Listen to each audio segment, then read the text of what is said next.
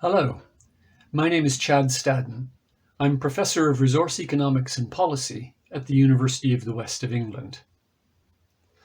I'm a water scholar specializing in access to safe and sustainable water resources in many different countries around the world, and I've published over 100 scientific peer-reviewed articles. I review for most major journals and also most major national funders. In this short video, I'd just like to share with you some thoughts about why I review, how I review, and I will also offer some tips for prospective journal reviewers on how to be an effective, constructive reviewer. For most of us, most of the time, scientific peer review is largely a voluntary activity. That is to say, we don't have to do it. In some countries, in some universities, the amount of time spent performing scientific peer review can be included in promotion or tenure files, but that's not always the case. So why do we do it?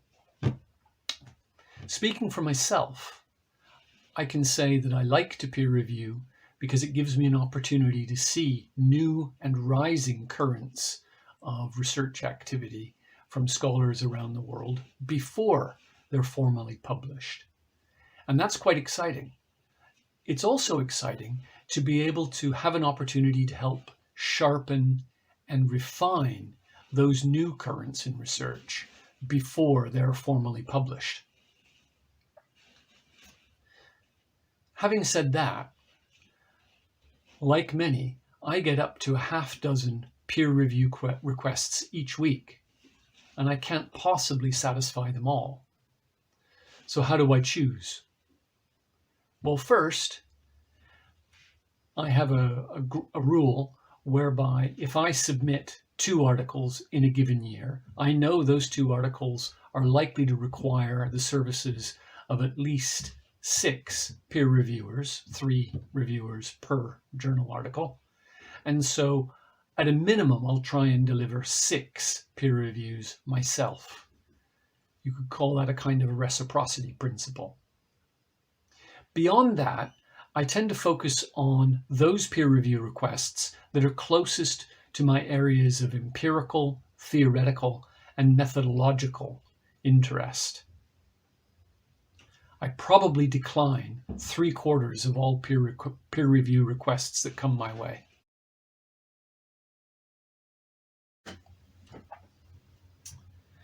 When I undertake peer review, one of the first things I look for is fit between the topic and the analysis presented in the article under review and the journal it's been submitted to. Sad to say, a lot of authors don't think too carefully about that question, and they'll just submit articles willy-nilly to pretty much any journal, particularly if it's a first or second quartile journal. But this amounts to asking yourself, will the readers of this journal find this article, assuming it's of acceptable quality, interesting? Will they be happy that the journal article appeared in the journal?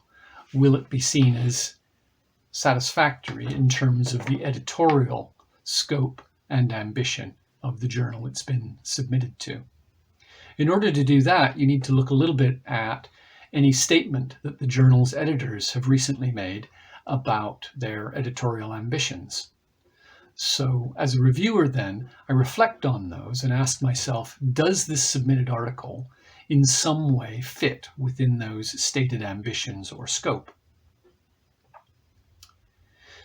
If the answer to that question is yes, then I carry on and undertake a more technical review of the submitted article.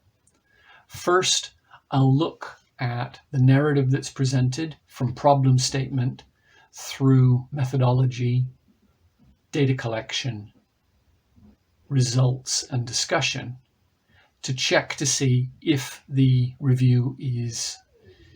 article, is coherent. Is there a clear line of sight through each one of those elements? quite often what I tend to find as a reviewer is that one or more of those elements is underdeveloped.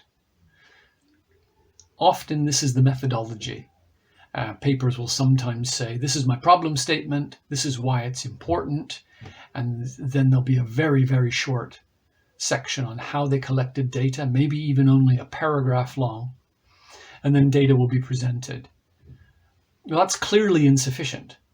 Readers need to know more about where data comes from. How did the data get collected? What were the challenges along the way? And what were the alternative ways of collecting data that were chosen against in favor of a given methodology? In most journals, most of the time, the methods section is quite important and should be very clearly and very rigorously developed. Something else I look for is, what are the original contributions to knowledge developed in the submission? Articles shouldn't just tell us again what we've already known for years and years and years. They should introduce something new. That can be the application of an accepted and well-known framework to a new context or country. It can also be the development of a new analytic or theoretical perspective to a country or context that's been well studied otherwise. Or it can be both. But the article should be clear about what its contribution to knowledge is. It should also have, as I said, a clear line of sight that where it goes from making the contribution to knowledge claim through the methodology for collecting the data and the evidence towards its presentation and interpretation. And that line of sight should be quite clear and quite compelling.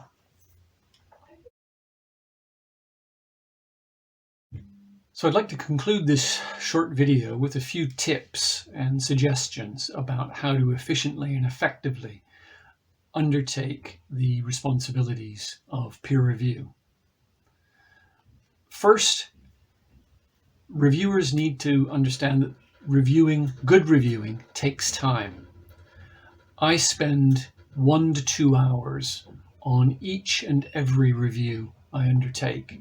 And in fact, I can spend more than 2 hours sometimes on papers that are of a particularly technical nature, papers that require much more careful reading and maybe even tracking back to referenced sources to better understand what the author is trying to do. My goal in investing so much time in peer review, and indeed following up on some of the citations and references to published literature that are contained in submitted works, is to first better understand what the authors are trying to say, which, as I said earlier, is not always clear. And second, to be able to give higher quality feedback to the authors in terms of how they can sharpen and strengthen the arguments that they're trying to make. And as I said a moment ago, that takes time, a lot of time. But as a reviewer, it's important to remember that it's not necessary for you to cover absolutely everything. It's sometimes the case that I agree to undertake peer review for articles where I feel very strong and very competent in one part of the paper's arc or storyline, but less so in another. Where that's the case, I will frequently use the opportunity to provide private comments to the editor to simply let them know that on this particular occasion, my review has focused on one aspect of the paper rather than another aspect. And my hope as a reviewer is that one or both of the other academics undertaking peer review on that particular paper will be able to pick up on the things and focus on the things that I've not been able to focus on. Third point, it's worth remembering when you agree to undertake peer review that you might be asked to review resubmissions. In fact, you probably will be asked to review resubmissions, and a lot of submission management systems will specifically remind you about this as you submit your review contents into the content management system. So I said I spend a couple of hours on each and every review, and sometimes more. It might be double that if I'm looking at a resubmission 1, 3, 6 months down the line. Fourth, it's critically important that we are honest with authors, but also constructive. No purpose is served by being rude or brusque or really tough with authors without also offering them ways of remediating or fixing deficiencies that your review has uncovered. So I try to structure my reviews, particularly where I think there are difficulties with the submitted paper, in a constructive way. I identify a challenge or a problem area, something that I'm not happy with technically, and then I offer ways forward for the reviewers to consider.